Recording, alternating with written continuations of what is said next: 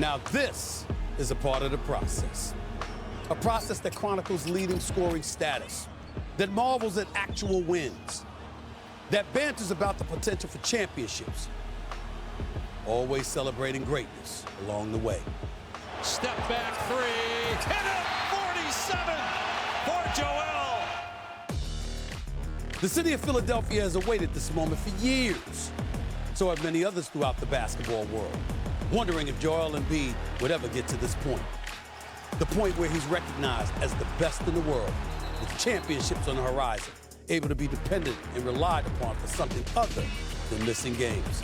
But unlike the days of Allen Iverson or Charles Barkley before him, Embiid's story would be a different one to tell. His story involved the process, after all. Two of the most hated words in Philadelphia lore. From Yaoundé, Cameroon, and the University of Kansas, Joel Embiid. As the number 3 overall pick in the 2014 NBA draft, everyone knew he'd missed time due to a foot injury he sustained before he ever stepped on an NBA court. What wasn't known at the time was that he'd missed the entire 2014-2015 season. Then the entire 2015-2016 season.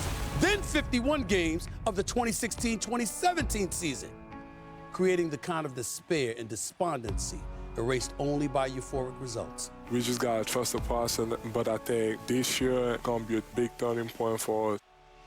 Representing a Sixers franchise that spent those years disgracing a league and the sports world by losing on purpose, hell-bent on being porous enough to get high draft picks that would help land more Embiids, it appeared all it got them was Ben Simmons.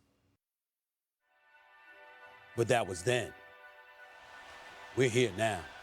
The bad days are officially gone. Embiid has personally seen to that. Dedicated to the process.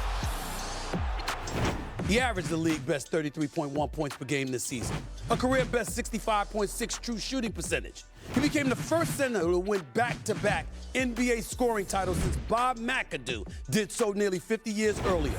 Dedicated to the process. Don't get dedicated to the process.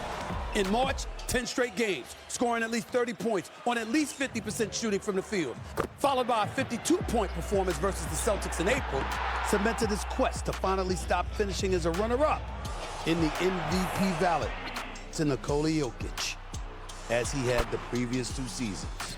Dedicated to the process. The man just scored half our points. The MVP race is over. Go get it. As of right now, it's legitimate to talk of his talents amongst the likes of Wilt, Kareem, Russell, Shaq, Olajuwon. He'll need championships to validate such lofty comparisons, of course. After all, they've all won. Embiid hasn't. But you have to crawl before you walk. A league MVP is a good place to start. Will it materialize into hoisting a trophy? That appears to be totally up to Embiid's health. There's a silver lining, however. At least there are no questions about his game, his greatness, or whether he truly deserves to be the NBA's MVP. We know that answer. That process is complete. Dedicated to the process.